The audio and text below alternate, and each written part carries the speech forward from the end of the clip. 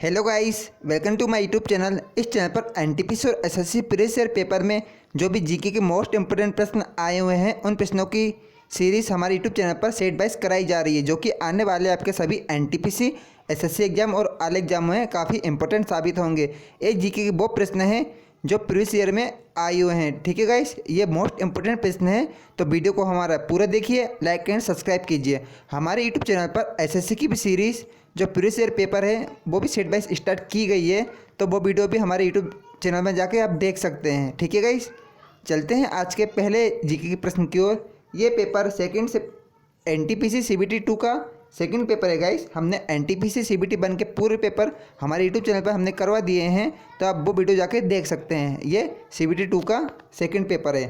तो चलते हैं आज के पहले प्रश्न की ओर। विश्व में मैंग्रोव वनों का सबसे बड़ा क्षेत्र इनमें से कौन सा है? हमारा राइट आंसर होगा guys option C, sorry guys option 4। ठीक है, राष्ट्रीय उद्यान सुंदरवन। सुंदरवन एक ऐसा नेशनल पार्क है जो पूरे विश्व भर में सबसे बड़ा माना जाता है। ठीक है, मैंग्रोव वनों के क्षेत्र में। इसका राइट आंसर होगा ऑप्शन 4, सुंदरवन नेशनल पार्क, जो कि असम में स्थित है। ठीक है गाइस, याद रखिए असम में। सॉरी गाइस, सुंदरवन ये पश्चिम बंगाल में स्थित है। असम में काजीरंगा नेशनल पार्क है। ठीक है, सुंदरवन है पश्चिम बंगाल में। ठीक है गाइस, ऑप्शन 4 पश्चिम बंगाल। चलते हैं अब हमारे अगले प्रश्न की ओर।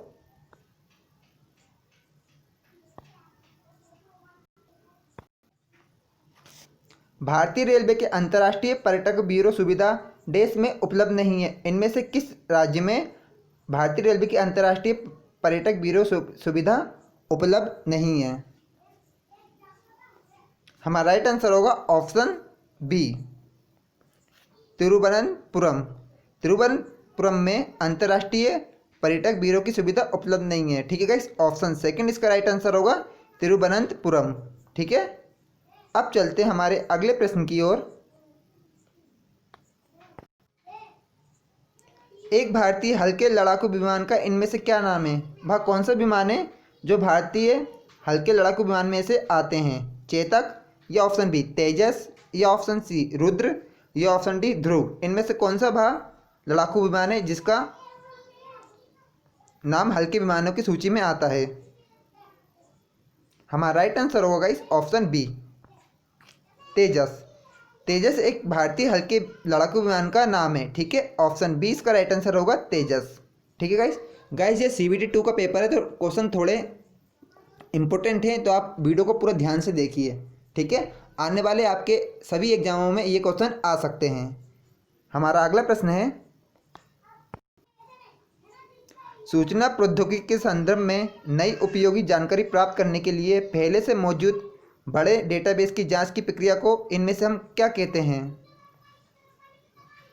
इसका राइट आंसर होगा गाइस ऑप्शन बी, माइनिंग। ठीक है, माइनिंग कहते हैं इस प्रक्रिया को। अब चलते हैं हमारे अगले प्रश्न की ओर।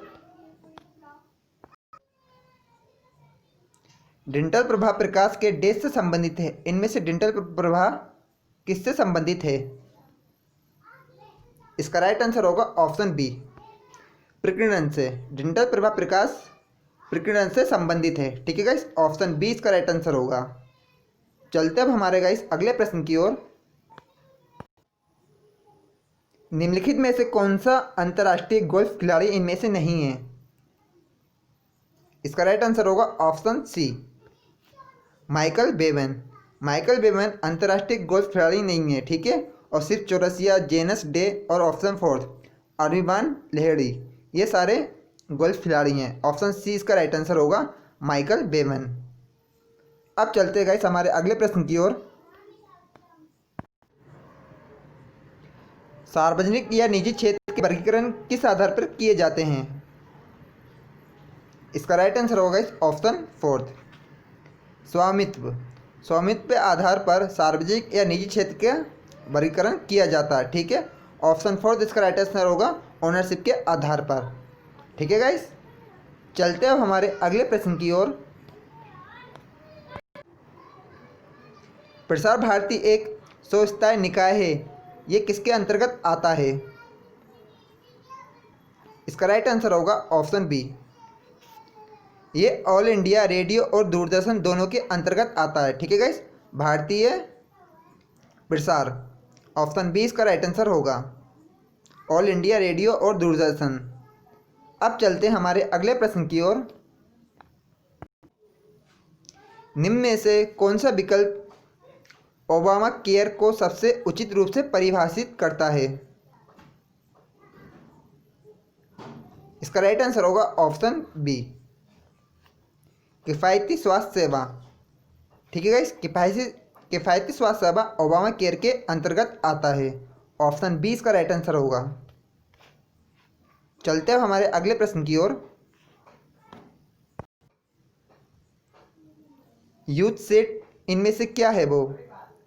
यह एक यूथ वेबसाइट है, या उपग्रह है, यह ऑप्शन थर्ड सप्ताहांत पार्टी है, या ऑप्शन फोर्थ यह फिल्म है। क्या है यूथ सेट? इसका राइट आंसर होगा इस ऑप्शन बी, यह एक उपग्रह है जिसका नाम यूथ सेट है। ठीक है, ऑप्शन बी इसका राइट आंसर होगा, यह एक सैटेलाइट है। अब चलते हैं हमारे अगले प्रश्न की ओर। दक्षिण एशियाई पारंपरिक फ्यूजन संगीत में उल्लेखनीय योगदान हेतु वर्ष 2016 का जापानी फुकुओका पुरस्कार इनमें से किसे प्रदान किया गया था? इसका राइट आंसर होगा ऑप्शन फोर्थ, AR रहमान जी को। ठीक है, ऑप्शन फोर्थ इसका राइट आंसर रहेगा। चलते हैं हमारे नेक्स्ट प्रश्न की ओर। सरकार ने जिम्नास्टिक के लिए इन्हें 2016 के लिए द्रोणाचार्य पुरस्कार से किसे सम्मानित किया गया है? हमारा राइट आंसर होगा ऑप्शन फोर्थ, विश्वेश्वर नंदी को। ठीक है, 2016 का जो द्रोणाचार्य पुरस्कार मिला था वो विश्वेश्वर नंदी को मिला था। ठीक है, अब 2020 में जो भी पुरस्कार दिए हैं द्रोणाचार्य या राजीव गांधी, आप वो याद कीजिए क्योंकि आने वाले एग्जाम में वो आएंगे। ठीक है, चलते हैं हमारे अगले प्रश्न की ओर। किसी विद्युत सर्किट के दो बिंदुओं के मध्य एक इकाई आवेश के स्थानांतरण में हुआ कार्य क्या कहलाता है? इसका राइट आंसर होगा ऑप्शन फर्स्ट, यह विभवांतर कहलाता है। ठीक है, किसी भी सर्किट के दो बिंदुओं के मध्य एक इकाई आवेश का अपन स्थानांतरण करते हैं तो उसमें जो भी कार्य होता है वो विभवांतर कहलाता है। ऑप्शन फर्स्ट इसका राइट आंसर रहेगा। अब चलते हैं हमारे अगले प्रश्न की ओर। रण उत्सव इनमें से कहाँ पर मनाया जाता है? इसका राइट आंसर होगा ऑप्शन फर्स्ट, गुजरात। रण उत्सव गुजरात का एक फेस्टिवल है। ठीक है, ऑप्शन फर्स्ट इसका राइट आंसर रहेगा। अब चलते हैं हमारे गाइस अगले प्रश्न की ओर। परपोषित पोषण की एक पद्धति इनमें से नहीं है, इनमें से कौन सी परपोषित पोषण की एक पद्धति नहीं है? इसका राइट आंसर होगा गाइस ऑप्शन थर्ड, स्वचालित। ठीक है, स्वचालित परपोषी पोषण की एक पद्धति नहीं है। ऑप्शन सी इसका राइट आंसर रहेगा। अब चलते हैं हमारे अगले प्रश्न की ओर। भारतीय कृषि अनुसंधान परिषद ICAR का मुख्यालय इनमें से कहाँ पर स्थित है? इसका राइट आंसर होगा ऑप्शन ए, नई दिल्ली में। गाइस ये मोस्ट इम्पोर्टेंट प्रश्न है क्योंकि अभी जो किसान आंदोलन हो रहा है उसके रहते हुए ये क्वेश्चन पक्का बन सकता है आपके आने वाले NTPC और जो भी एग्जाम है दिल्ली पुलिस के उसमें बन सकता है। तो इसे पक्के याद कर लीजिए कि भारतीय कृषि अनुसंधान परिषद का मुख्यालय नई दिल्ली में स्थित है। ठीक है गाइस, ऑप्शन फर्स्ट इसका राइट आंसर होगा। चलते हैं अब हमारे अगले प्रश्न की ओर। जिस रासायनिक अभिक्रिया में ऊष्मा निकलती है उसे हम किस अभिक्रिया कहा जाता है? इसका राइट आंसर होगा ऑप्शन फर्स्ट, उसे हम ऊष्माक्षेपी अभिक्रिया कहते हैं। जिस रासायनिक अभिक्रिया में ऊष्मा नहीं निकलती है उसे हम ऊष्मा शोषी कहते हैं। ठीक है, इसका राइट आंसर ऑप्शन फर्स्ट होगा क्योंकि इसमें ऊष्मा निकल रही है तो ऊष्माक्षेपी कहलाएगी ये अभिक्रिया। ऑप्शन फर्स्ट इसका राइट आंसर रहेगा। और जिसमें ऊष्मा नहीं निकलती उसे हम ऊष्मा शोषी कहते हैं। ठीक है गाइस, अब चलते हैं हमारे अगले प्रश्न की ओर। भोजन नली की दीवारों के संकुचन और प्रसारण को खलिस्तान गति कहा जाता है। इनमें से क्या कहा जाता है? इसका राइट आंसर होगा ऑप्शन फर्स्ट, क्रमाकुंचन। भोजन नली की दीवारों के संकुचन और प्रसारण को क्रमाकुंचन गति कहा जाता है। ठीक है, ऑप्शन फर्स्ट इसका राइट आंसर होगा क्रमाकुंचन। अब चलते हैं हमारे अगले प्रश्न की ओर गाइस। भारत का उच्चतम न्यायालय इस दिन अस्तित्व में आया था। कब भारत का सुप्रीम कोर्ट बना था? इसका राइट आंसर होगा ऑप्शन बी, 28 जनवरी 1950 को। ठीक है गाइस, 28 जनवरी 1950 को भारत का जो उच्चतम न्यायालय है जो मुंबई में स्थित है वो अस्तित्व में आया था। ऑप्शन बी इसका राइट आंसर रहेगा 28 जनवरी 1950। ठीक है गाइस, याद रखिए इसे। चलते अब हमारे अगले प्रश्न की ओर।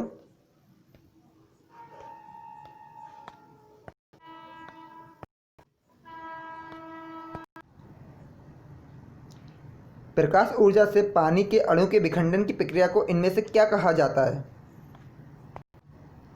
इसका राइट आंसर होगा इस ऑप्शन सी, प्रकाश अपघटन।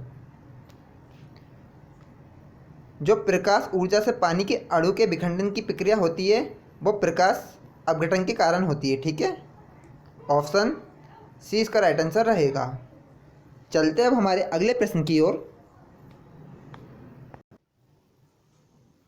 निम्न में से कौन सा नाम आर्थिक सिद्धांत से संबंधित नहीं है? इसका राइट आंसर होगा ऑप्शन फोर्थ, नील्स हेनरिक और डेविड बोर जो आर्थिक सिद्धांत से संबंधित नहीं रखते हैं। ठीक है गाइस, ऑप्शन फोर्थ इसका राइट आंसर रहेगा। चलते अब हमारे अगले प्रश्न की ओर। 21 मार्च 2013 को किसने उड़ीसा के राज्यपाल के रूप में शपथ ली थी? इसका राइट आंसर होगा इस ऑप्शन बी,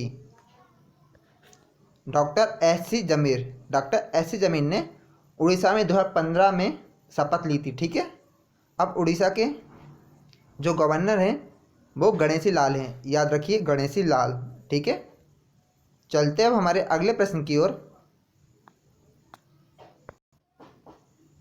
अर्थशास्त्र में बहुत गहरी, लंबी और दर्दनाक मंदी को हम क्या कहते हैं?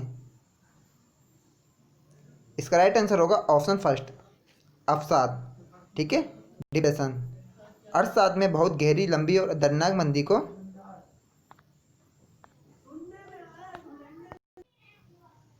अवसाद कहते हैं। ऑप्शन फर्स्ट इसका राइट आंसर रहेगा। हमारा नेक्स्ट प्रश्न है, सिलिकॉन आमतौर पर प्रयुक्त होने वाला क्या है? वो एक अर्धचालक है या चालक है या ऑप्शन थर्ड एम्पलीफायर है या ऑप्शन फोर्थ विद्युत रोधी है? क्या है सिलिकॉन? इसका राइट आंसर होगा ऑप्शन फर्स्ट, अर्धचालक। सिलिकॉन आमतौर पर प्रयुक्त होने वाला एक अर्धचालक है। ठीक है, ऑप्शन फर्स्ट इसका राइट आंसर रहेगा सेमी कंडक्टर। चलते हमारे नेक्स्ट प्रश्न की ओर। साहित्य अकादमी मुख्य रूप से इसे प्रोत्साहन देने के लिए समर्पित है। किसके लिए साहित्य अकादमी समर्पित है? इसका राइट आंसर होगा इस ऑप्शन थर्ड, साहित्य के लिए। साहित्य अकादमी मुख्य रूप से साहित्य को प्रोत्साहन देने के लिए इसे समर्पित है। ठीक है, ऑप्शन थर्ड इसका राइट आंसर रहेगा। चलते हैं हमारे अगले प्रश्न की ओर। जैव मंडल आरक्षित क्षेत्र का सबसे सही विवरण इनमें से क्या है? इसका राइट आंसर होगा ऑप्शन थर्ड, सतत विकास के अध्ययन स्थल को हम जैव मंडल कहते हैं। ठीक है, ऑप्शन थर्ड इसका राइट आंसर रहेगा। चलते अब हमारे अगले प्रश्न की ओर गाइस। कुद नृत्य यहाँ का एक प्रसिद्ध नृत्य है। किस राज्य का नृत्य कुद है? मध्य प्रदेश का या ऑप्शन बी जम्मू कश्मीर का या उड़ीसा का या ऑप्शन फोर्थ राजस्थान का? हमारा राइट आंसर होगा option second, Jammu and Kashmir का।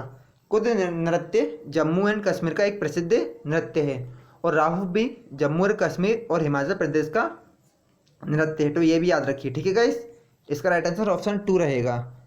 चलते हैं हमारे अगले प्रश्न की ओर। एक अर्थ लग्जरी पर्यटन ट्रेन इनमें से कौन सी है? इसका राइट आंसर रहेगा ऑप्शन 4, डेजर्ट सर्किट। ठीक है, जो एक अर्थ लग्जरी पर्यटन ट्रेन है जो राजस्थान, जयपुर और जोधपुर में चलाई गई थी 2015 में। ठीक है गाइस, ये हमने कल भी आपको पेपर करवाया था, वो शिफ्ट में भी ये क्वेश्चन आया था और आज के शिफ्ट में भी ये क्वेश्चन आ गया है, तो इसे याद रखिए, ये आगे वाले एग्जाम में आ सकता है। डेजर्ट सर्किट, जो कि राजस्थान के जयपुर, जोधपुर में चलाई गई थी ये ट्रेन। ठीक है, चलते अब हमारे अगले प्रश्न की ओर। कौन सी मिट्टी को रेंगुर मिट्टी भी कहा जाता है? हमारा राइट आंसर होगा ऑप्शन बी, काली मिट्टी। काली मिट्टी को रेंगुर मिट्टी भी कहा जाता है। ठीक है गाइस, ऑप्शन बी इसका राइट आंसर रहेगा। ये काली मिट्टी का दूसरा नाम है, रेंगुर। चलते अब हमारे अगले प्रश्न की ओर। सकल घरेलू उत्पाद जीडीपी एक निश्चित अवधि के दौरान देश का कुल मूल्य है। ये किसका कुल मूल्य है? इसका राइट आंसर होगा ऑप्शन बी। यह एक देश के भीतर सभी तैयार माल और दी गई सेवाओं के दौरान जो भी कैलकुलेट किया जाता है वो जीडीपी के तौर पर हमारे सामने आता है और उसका कुल मूल्य है। ठीक है, ऑप्शन बी इसका राइट आंसर रहेगा। एक देश के भीतर सभी तैयार माल और दी गई वस्तु एक ईयर में, उसे हम जीडीपी कहते हैं। ठीक है, सकल घरेलू उत्पाद। चलते अब हमारे अगले प्रश्न की ओर गाइस। स्वतंत्रता संघर्ष के दौरान हुए असहयोग आंदोलन की परिकल्पना में यह शामिल नहीं था। इनमें से क्या असहयोग आंदोलन में शामिल नहीं था? इसका राइट आंसर होगा ऑप्शन सी, बहिष्कार आम देंगे। ठीक है, ये शामिल नहीं था। और असहयोग आंदोलन 1930 में गांधी जी द्वारा स्टार्ट किया गया एक स्वतंत्रता मूवमेंट था, तो ये भी याद रखिए, 1930 में असहयोग आंदोलन शुरू हुआ था। ठीक है गाइस, चलते अब हमारे अगले प्रश्न की ओर।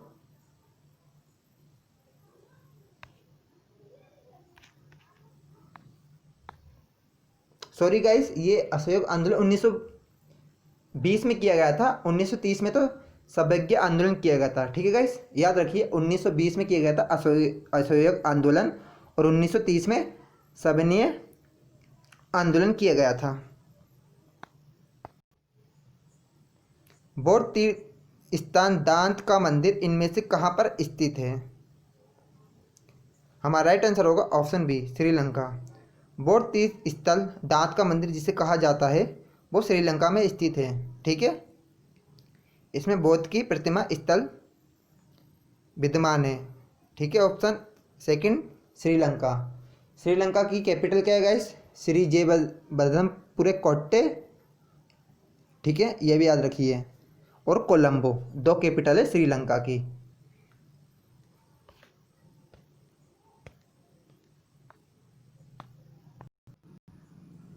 निम्नलिखित में से क्या भारत के अंतर्ग्रही मिशन से संबंधित है? इनमें से क्या है जो भारत के द्वारा एक मिशन तैयार किया गया था? सरल, जुगनू या मंगलयान या ऑप्शन 4 अनुसेट। क्या भारत द्वारा तैयार किया गया था? इनमें से कौन सा मिशन है वह? हमारा राइट आंसर होगा ऑप्शन सी, मंगलयान। ठीक है गाइस, 2013 में भारत द्वारा मंगलयान को मंगल ग्रह पर लॉन्च किया गया था, तो ये भारत के अंदर बना अपना खुद का ही मिशन है। ठीक है, ऑप्शन सी इसका राइट आंसर रहेगा, मंगलयान। और हमारा देश मंगल ग्रह पर पहुंचने वाला सेकंड देश बन गया है। ठीक है, पहला यूएसए और सेकंड है इंडिया। अगर ये पूछा जाए कि एशिया में पहला देश कौन सा है जो मंगलयान पर अपना यान भेजने वाला है, तो पहले में इंडिया आएगा, अगर ऐसे लिखा हो क्वेश्चन में एशिया। ठीक है, अगर वर्ल्ड में लिखा हो तो वर्ल्ड में अपन सेकंड नंबर पे हैं, फर्स्ट है यूएसए। चलते अब हमारे अगले प्रश्न की ओर गाइस। कंप्यूटर में वर्कबुक आमतौर पर इससे संबंधित होती है। इनमें से वर्कबुक किससे संबंधित होती है? हमारा राइट आंसर रहेगा ऑप्शन फर्स्ट, एमएस एक्सेल से। वर्कबुक आमतौर पर एमएस एक्सेल से संबंधित होती है। ठीक है, ऑप्शन फर्स्ट इसका राइट आंसर होगा। चलते हैं अब हमारे अगले प्रश्न की ओर।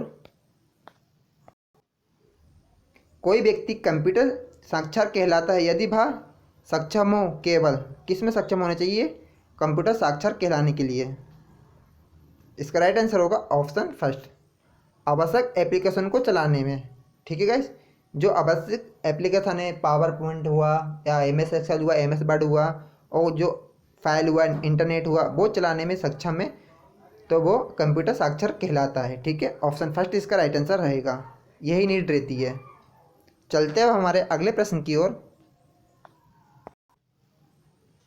प्रसिद्ध पुस्तक हिंद स्वराज 1909 में महात्मा गांधी ने स्पष्ट किया था कि भारत में ब्रिटिश शासन स्थापित किया गया था।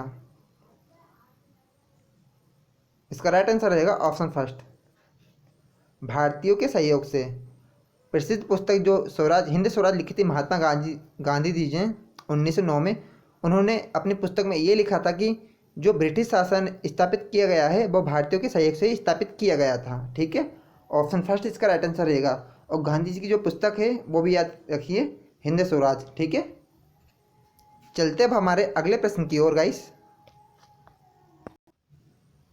राजस्थान के रणथंभौर नेशनल पार्क की प्रसिद्ध बाघिन जिसका देहांत अगस्त 2016 में हुआ था, डैश नाम से जानी जाती थी। इनमें से वह किस नाम से जानी जाती थी? इसका राइट आंसर होगा ऑप्शन बी, मछली। राजस्थान की जो रणथंभौर नेशनल पार्क है उसमें वो जो प्रसिद्ध बाघिन थी शेरनी, उसे मछली के नाम से जाना जाता था। ठीक है, ऑप्शन बी इसका राइट आंसर रहेगा।